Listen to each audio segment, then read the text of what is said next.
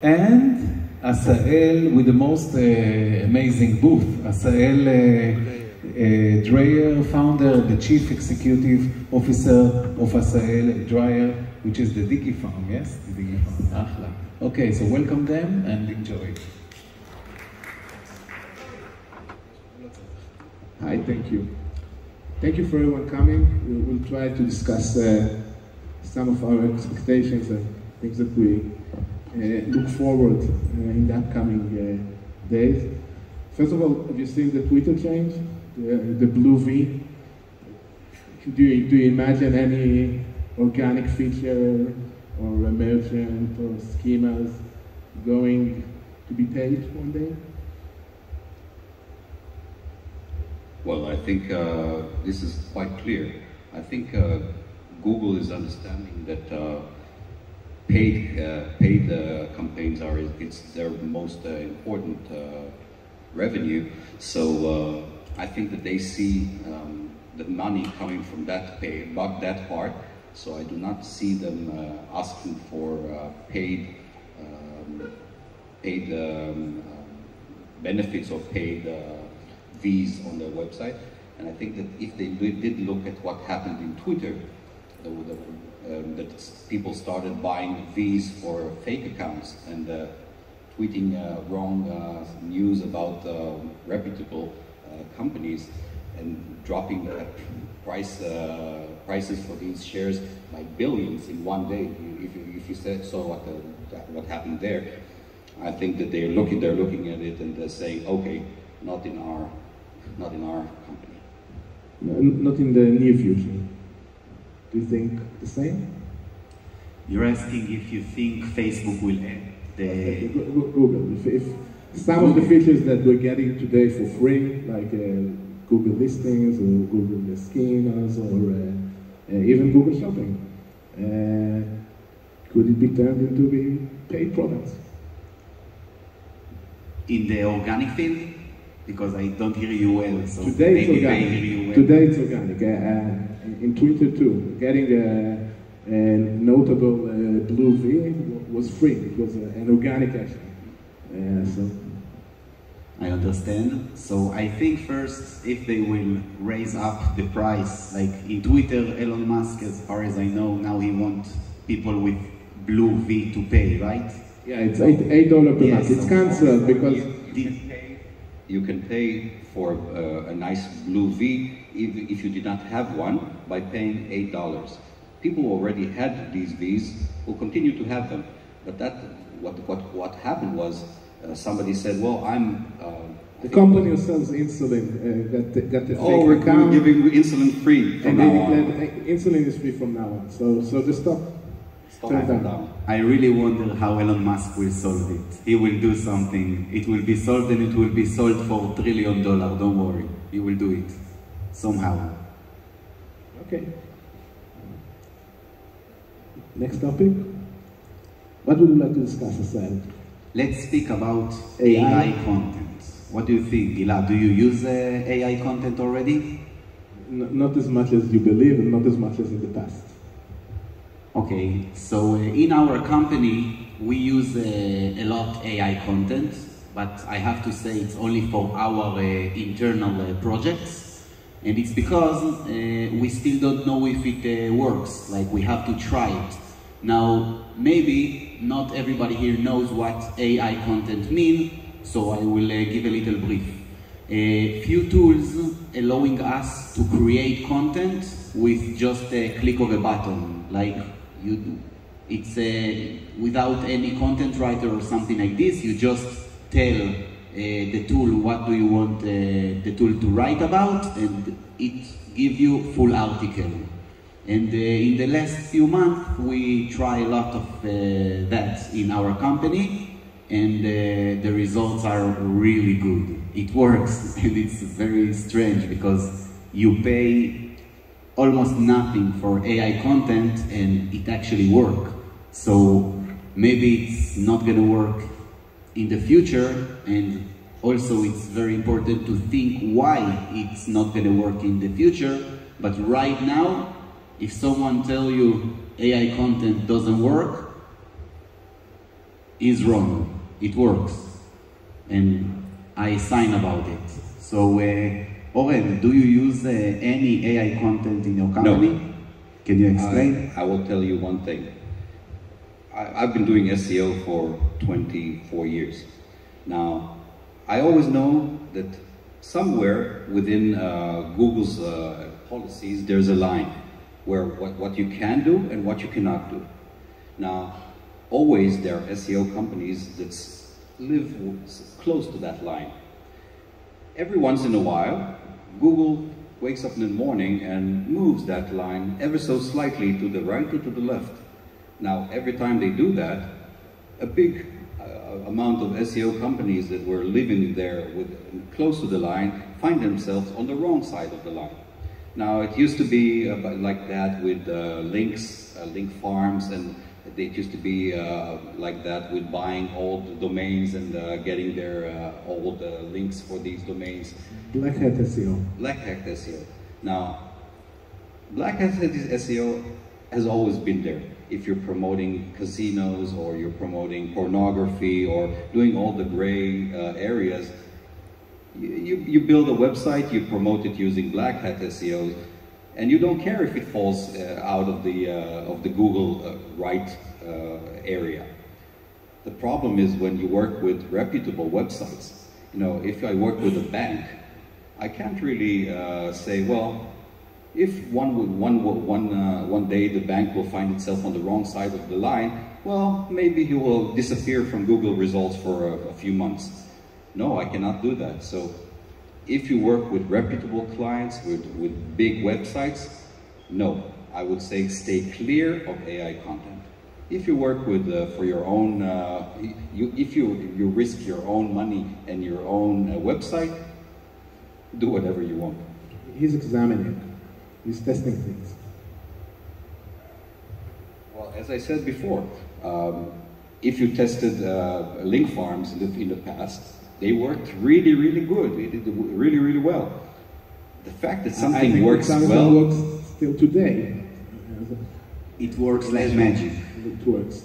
Would you care to elaborate about any AI sample of something that was unexpected or out of your initial goals? When I use AI content, I always try to think about myself like I am my user. And I'm trying to think, if I was a user, could I recognize that that article is written by AI? And Jasper, they bring it to that high level of AI content that I'm pretty sure you're not going to recognize. It's really good. What about user experience and bounce rates? You want to check it by yourself. We have a lot of samples, and I think the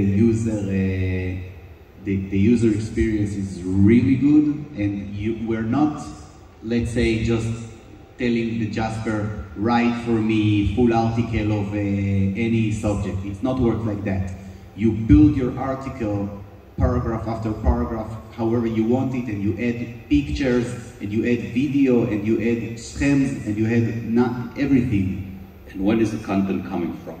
From Jasper. No, it's coming from other websites, other articles. They just take information from various articles and just make them into a mash together.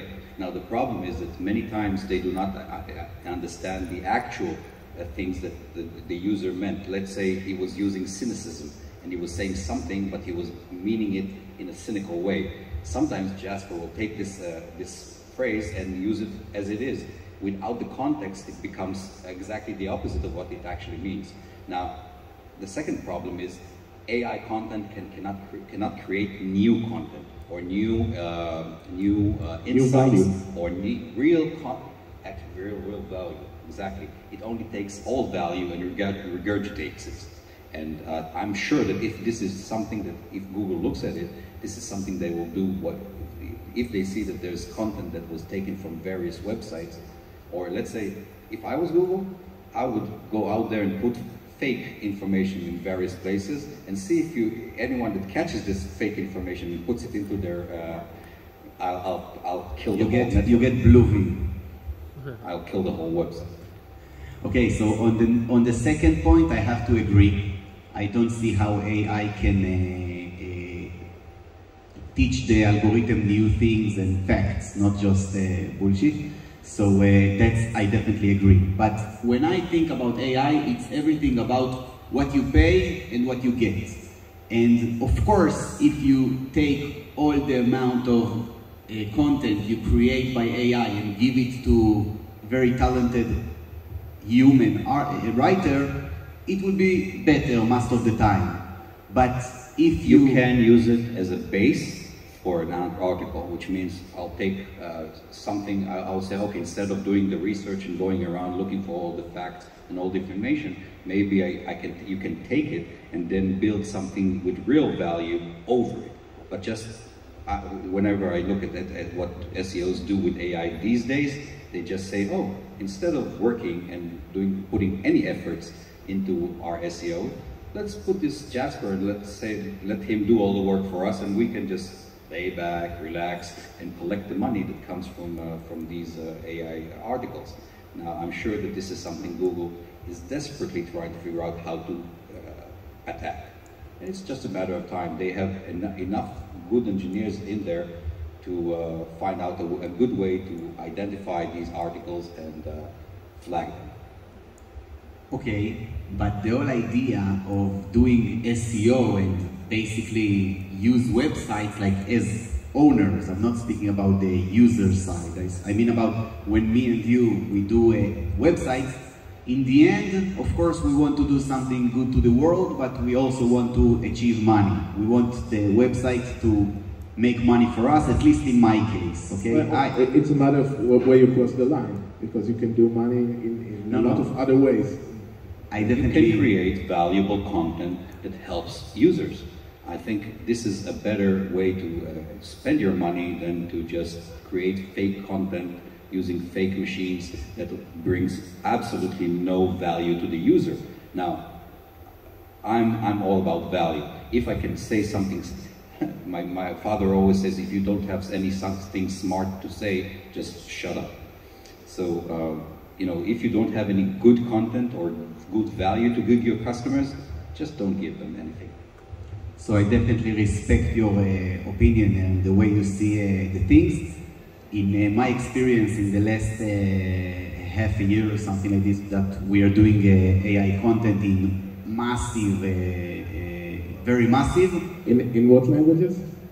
Globally, all over the world. Not in Hebrew, because it's Hebrew, the AI is really bad. In Hebrew, we only use a human until someone will make AI in a high level. But as good as I see the things, and of course, you can learn from anyone. When I invest in Jasper $1,000, it pay back something like rows of something like 50 in 2 years, because it just works. I don't know how to explain. Maybe in 2 years. Robbing a bank is cheaper. Again? Robbing a bank is cheaper. But when you do AI content, you don't hurt anyone. When you will... Not in Google's eyes. Yeah, okay. It's okay. I think we talked enough about AI. Okay. Shay, what would you expect to be the most important thing for the next year for us to discuss in SEO matters? I'm very focused on the speed. I'm on the core vitals. I'm not an SEO general. Okay. But for me... what are the 5 best things that anyone here can do for his site or for his digital assets in matter of speed? Come to my lecture in 2 hours. So this is one thing. There are a lot of things, but usually reducing the image size, it's one major issue. Everything... all the concepts behind Core Web Vitals that Google introduced is to give much better user experience to the users. Now, it's all around speed. It's around content visibility. That it will be all the Core Web Vitals metrics should be green as much as possible. just for taking to give him the ranking parameters that Google specifically says that they are using. Now, I'm saying on front, content is still the king, links, no question. But there are more Google parameters, like core web vitals, that are important. So it needs to be improved as much as possible. Okay. What about updates? If you have anything to Can I add? be the devil's advocate on this? When Google introduced Core Web Vitals, I looked at it and I said, well, is it reasonable that Google will choose to give bad content only because it's delivered quickly? Now, I understand that they do want to have content delivered in a user-friendly or in a way that the user is not frustrated because of low speeds. But I must say that if a site loads within 1 second, or 1.5 seconds, or 2 seconds, and one site has good content and the second one has, well, not as good content, I do not think that Core Web Vitals is important. I agree. I do think It's okay. that this is why sometimes I see a lot of companies invest a lot of money and a lot of time. Sorry for being the bad boy around here, but It's fun and it's good. but I think that I see a lot of companies invest a lot of money and a lot of programming time and efforts into getting better Core Web Vitals results, because their website is currently loading at 1.5 and they want to lower it to 1 second. And once they do that, I could not, until now at least, I didn't see any improvement in ranking because of that improvement. Once you go into the bad zone, the red zone, which means if your site loads within 10 seconds or 15 seconds, that's where the problem is. But not in the green zones, which are much bigger than Google's green zones.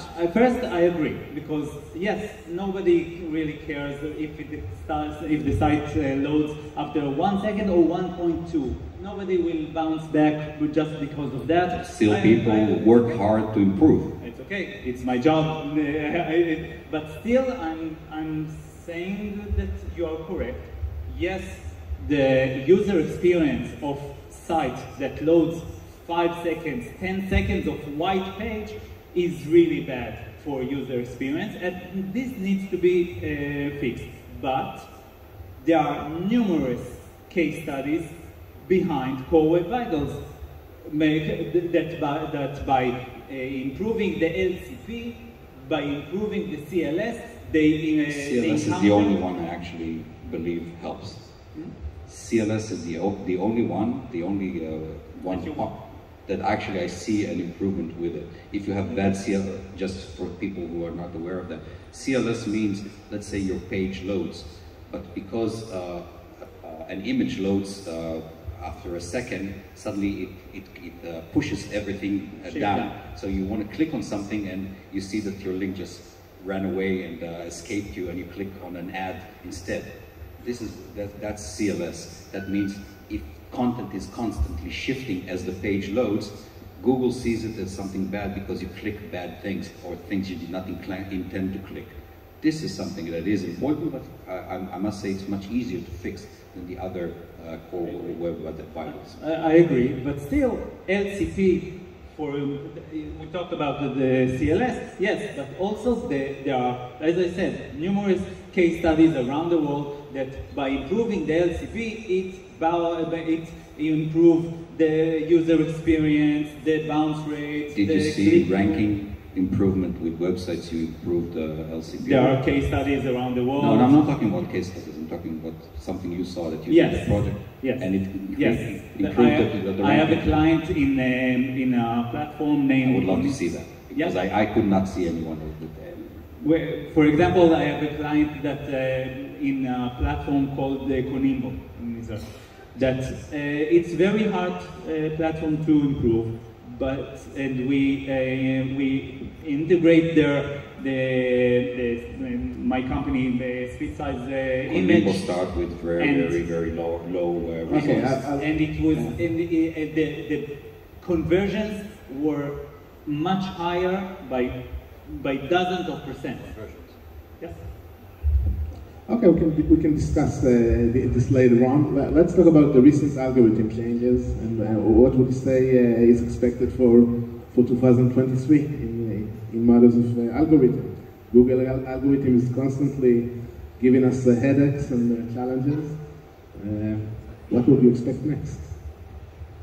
So first, more and more people using the voice search. I always see it, and I think that the results will be also in voice, like it's the podcast and all those things which the voice is just getting more and more relevant. So I think that in a moment like this or like that, the podcast in itself, like when you use the text-to-speech in your website, it will rank too. And I already starting to see it when I see it, Google call it podcast. I don't know why, but it's just voice files which already inside the SERP. So it's a very nice thing to see.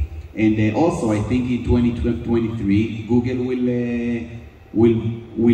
need to decide what is going to do with the AI content, because it's something which they should do something. I know that a few months ago they tried to do something, and many real websites with real written content fall down with the AI. Content.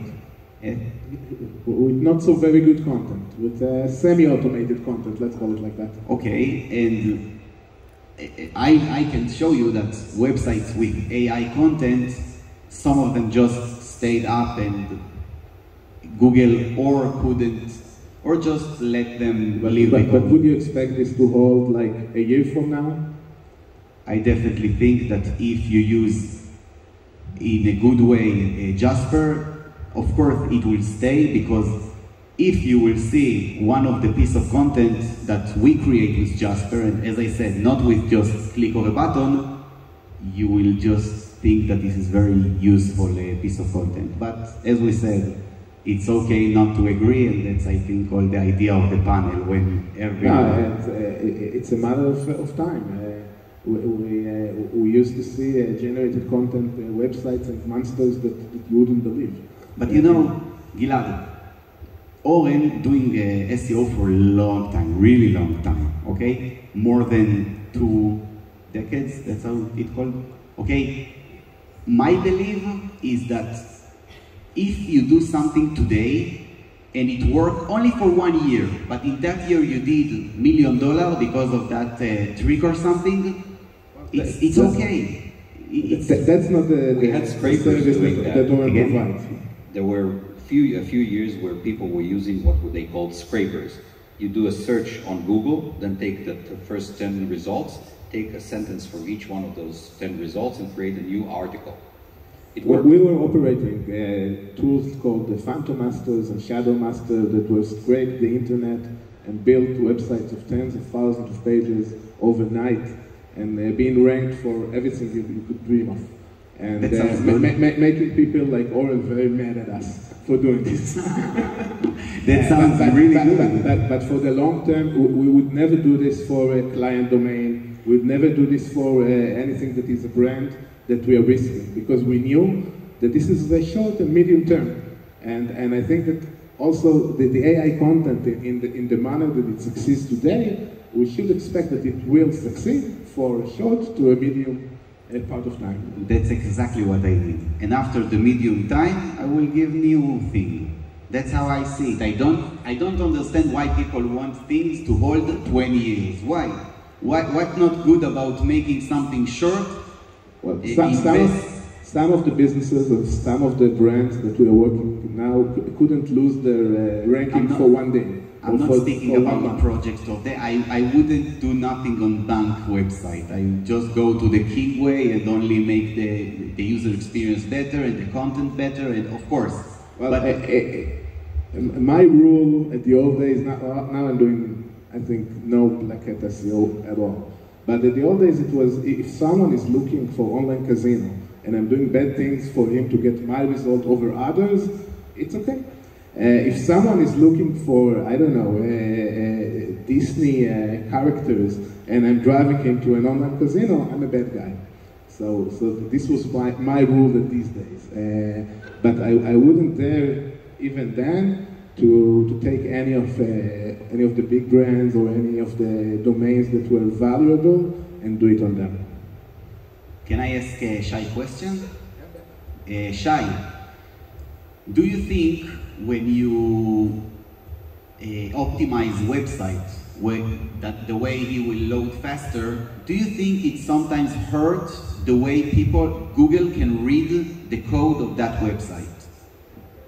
It depends if you do a lousy work and we can do a very fast, super fast site with a blank page, but the user experience will be bad. So no, I don't think that we need to go there. User experience needs to be on top. It shouldn't be that we shouldn't hurt the user experience, even if it's hurting the page speed or something like that. Yeah, I think that it should work flawlessly, but still there are some things that you can do to improve the speed without hurting the user experience, so it's not really conflicting. But let's put aside the user experience. I'm asking if Google Eyes, like when he crawled the website, after it's optimized for a fast loading, do you think sometimes the ability of Google to crawl that website is getting hurt? It depends on how you do that, because if the Google bot doesn't see anything, for example, there are mobile menus that are the content of the menu itself only appears after a JavaScript is executed. Now, Google bot might don't see the content of the mobile menu because of that, and I think yes, it will hurt Google score or SEO because we are using a mobile menu with a JavaScript. So the Google bot will not see that, and yeah, it might hurt What about accessibility?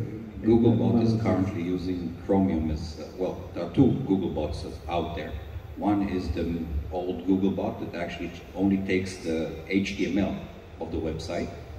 This is the more common bot. It's faster and it requires much less of resources. But that's not the important bot. The second one is using Chromium, which is a headless browser. Now, the headless browser reads your site as if he's a user. So he downloads all the CSS, he executes all the JavaScript. So if a menu is only available after a JavaScript runs, that bot will actually see the menu. The only problem that you do have is the Chromium bot only sees the website as it looks like without any user interaction, which means if in order to see content, for example, you need a user to click on something, that something will not be available for Google. A lot of time, mobile menu needs the click to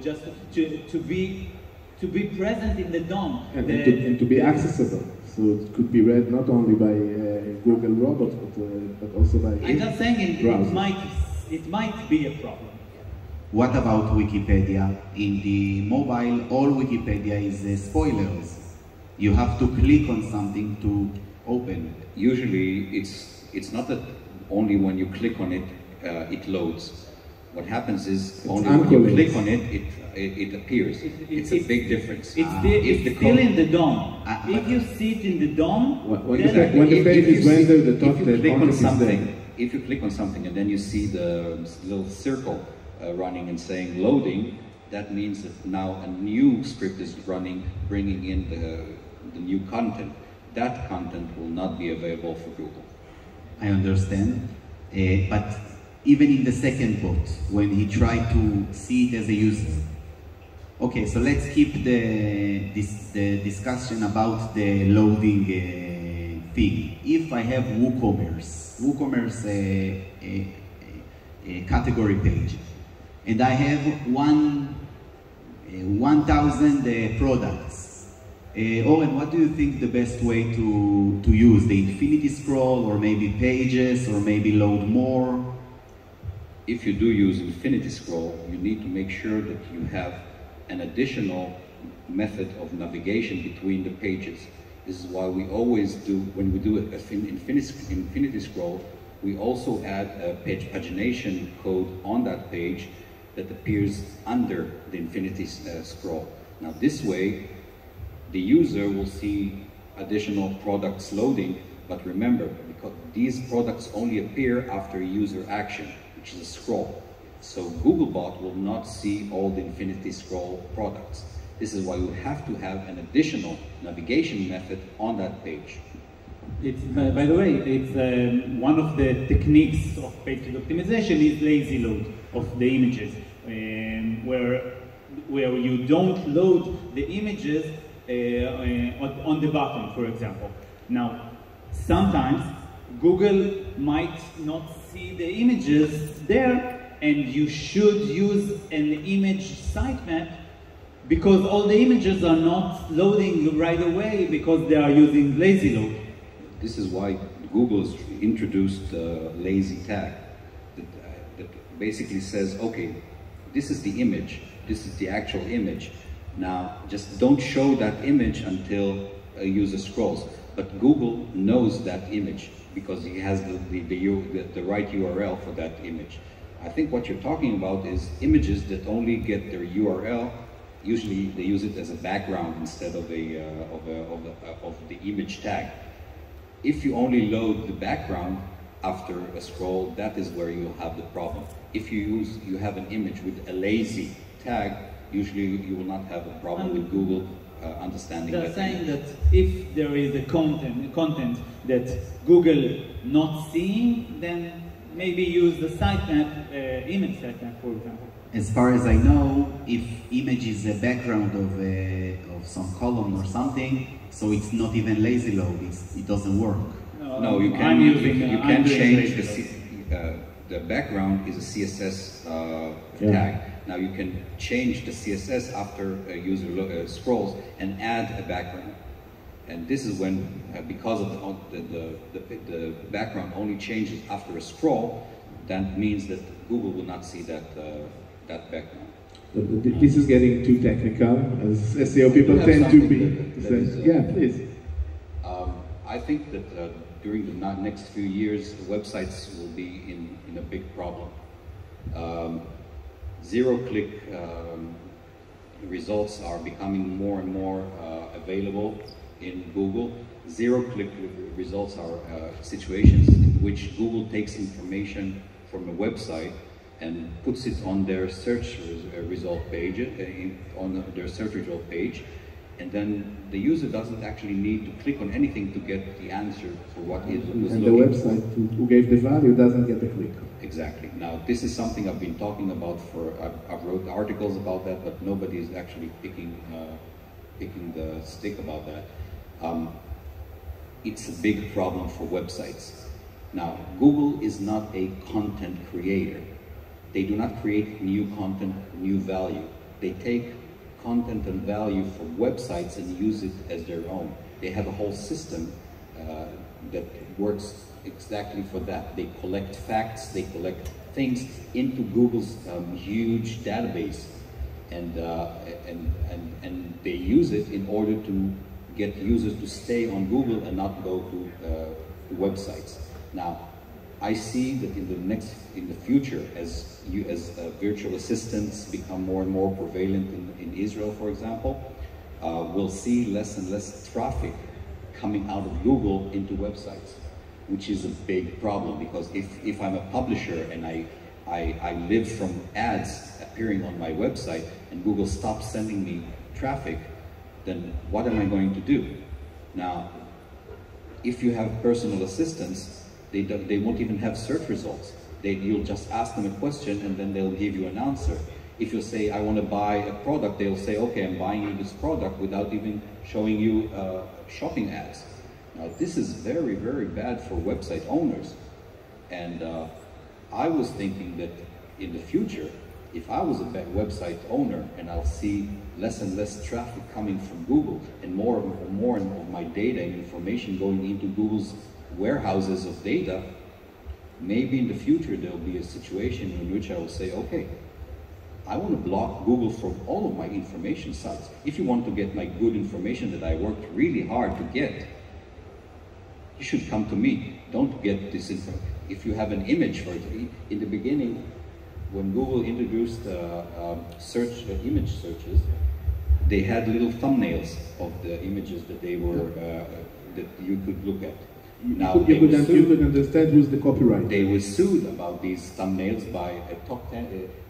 One of the no, it was a half porn website that sued them for using their images, and because the thumbnails were small, this lawsuit was dismissed.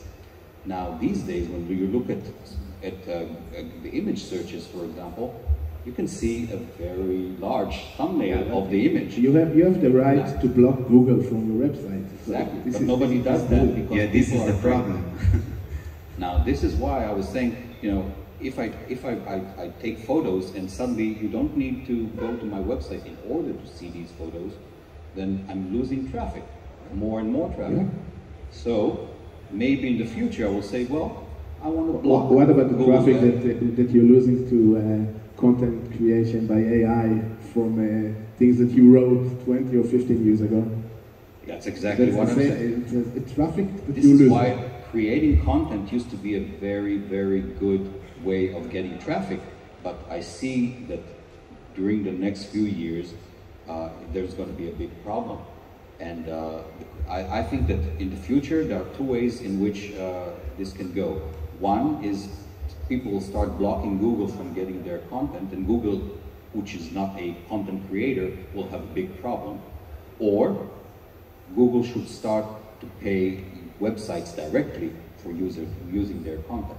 If my image appears on Google's search results, I should get paid for that because they're using my... I'm imagining situations that Google will take money from creators to publish their images on Google Images prior to this, but maybe it would be great. But this is something that every website needs to know exactly where he is within that range of danger from Google. If your website contains data that cannot be copyrighted, which means you have phone numbers, for example, or information about products or things that can be copied and then placed within Google's database, you're in a big problem. If you have content that is available from other places with no actual value that can be copyrighted, like an AI content, you're in a big problem. The only content that can actually be saved from this is, well, maybe something only actually specialized or high-value content that Google cannot take directly and copy. These are, so if you write articles, you're in less danger than if you're giving specific information pieces about something.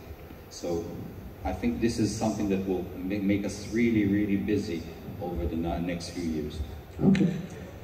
We have time for one question from the audience. Anyone wants to challenge us with anything? Yeah.